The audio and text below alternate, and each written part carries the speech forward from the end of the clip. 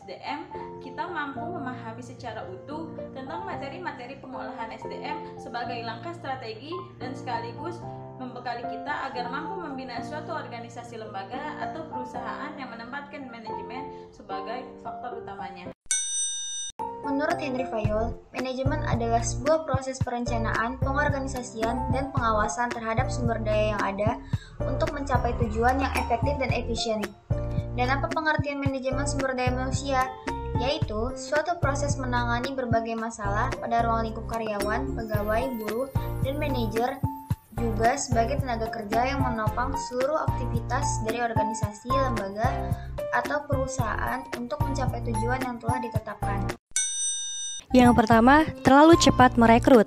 Ketika ada sebuah posisi yang dibuka dalam perusahaan, berarti terjadi kekosongan karena ada karyawan yang resign. Oleh karenanya, akan dilakukan perekrutan dengan segera agar bisnis tetap berjalan. Sayangnya, banyak manajer perekrutan di perusahaan yang langsung merasa mendapat tekanan besar sehingga tidak teliti dalam mempekerjakan seseorang. Besar kemungkinan orang tersebut tidak sesuai dengan kebutuhan atau berkualitas, namun diterima hanya agar posisi yang kosong bisa terisi. Kedua, tidak mengalokasikan sumber daya yang cukup untuk pelatihan. Setiap pelatihan membutuhkan waktu dan uang. Banyak perusahaan yang membuat kesalahan besar karena gagal melatih karyawan dengan benar. Kegagalan untuk melatih dengan benar dapat menyebabkan perusahaan kehilangan pelanggan, membuat karyawan merasa tidak siap, dan membebani keuangan perusahaan. Ketiga, gagal mengatasi masalah kinerja. Kekurangan karyawan akan kinerja dan perilaku menjadi masalah bagi perusahaan manapun. Kegagalan untuk mengatasi masalah kinerja dan perilaku secara tidak langsung akan membenarkan perbuatan karyawan. Hal ini kemudian memunculkan perasaan tidak puas oleh karyawan yang bekerja dengan baik. Keempat, sembarangan melakukan PHK. Banyak pengusaha atau manajer yang memecat karyawan berdasarkan hubungan pribadi atau masalah personal lain yang tidak berhubungan dengan kinerja mereka. Jika seseorang karyawan perlu dipecat karena kinerja atau perilaku yang tidak baik, penting untuk mengesampingkan perasaan pribadi dan fokus pada pemenuhan kebutuhan bisnis terlebih dahulu. Kelima, tidak mematuhi hukum ketenaga kerjaan. Undang-undang tenaga kerjaan berlaku untuk semua bisnis apapun tanpa terkecuali. Setiap perusahaan wajib mempelajari hukum tersebut dan mengambil langkah-langkah yang diperlukan untuk mematuhi semua hukum yang berlaku. Pemilik usaha atau perusahaan harus menyadari hukum ketenaga kerjaan yang mengenai diskriminasi, cuti keluarga, persyaratan upah minimum, lembur, standar keamanan, dan cacat. Adanya perencanaan bagaimana kualitas sumber daya manusia berkembang ke arah yang lebih baik dengan kinerja yang tinggi. Pengembangan sumber daya manusia artinya bagaimana seorang pemimpin perusahaan membangun hubungan dengan karyawan secara humanis, memberikan motivasi dan memprogramkan pendidikan dalam dan luar negeri. Perlindungan terhadap tenaga kerja di sini adalah hal yang paling utama dalam ketenaga kerjaan. Langkah awal dari sebuah perjanjian kerja yang dilakukan oleh pengusaha dan pemberi tenaga kerja, pelaksanaan hak dan kewajiban pun menjadi titik tumpu dalam hal ini. Diperlukannya perlindungan tenaga kerja adalah untuk memperoleh pekerjaan dan penghidupan yang layak tanpa pemberlakuan pembedaan terhadap ras, jenis, dan kelamin. Pemberlakuan hal yang sama terhadap penyandang cacat dan kewajiban pemberian hak dan kewajiban yang berwujud perlindungan hukum terhadap tenaga kerja.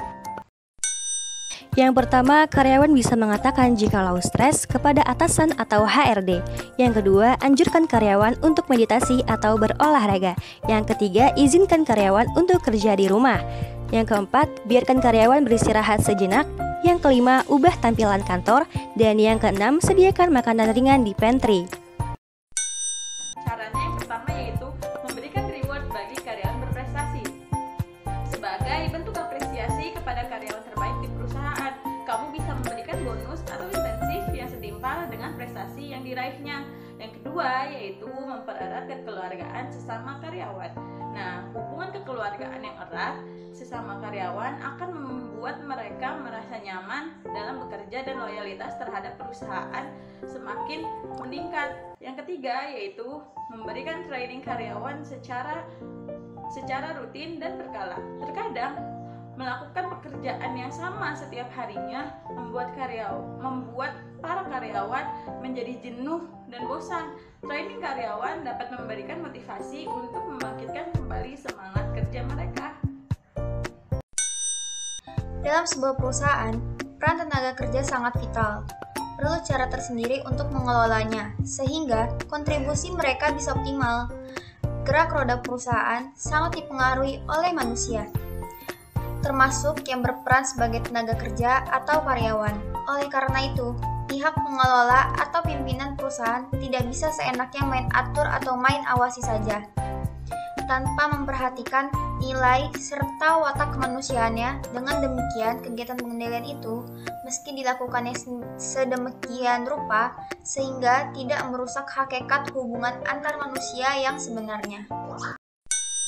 Manajemen sumber daya manusia merupakan ilmu dan seni mengatur hubungan dan peranan tenaga kerja secara efisien dan efektif sehingga tercapai visi dan misi bersama perusahaan, karyawan, dan masyarakat dengan berdasarkan 4 fungsi pada manajemen, yaitu planning, organizing, actuating, dan controlling. Dari keempat fungsi manajemen tersebut, sudah pasti permasalahan-permasalahan yang dihadapi oleh tenaga kerja akan ditangani. Permasalahan tenaga kerja tidak akan ditangani begitu saja karena terdapat undang-undang ketenaga kerjaan dan tenaga kerja mempunyai hak atas dirinya.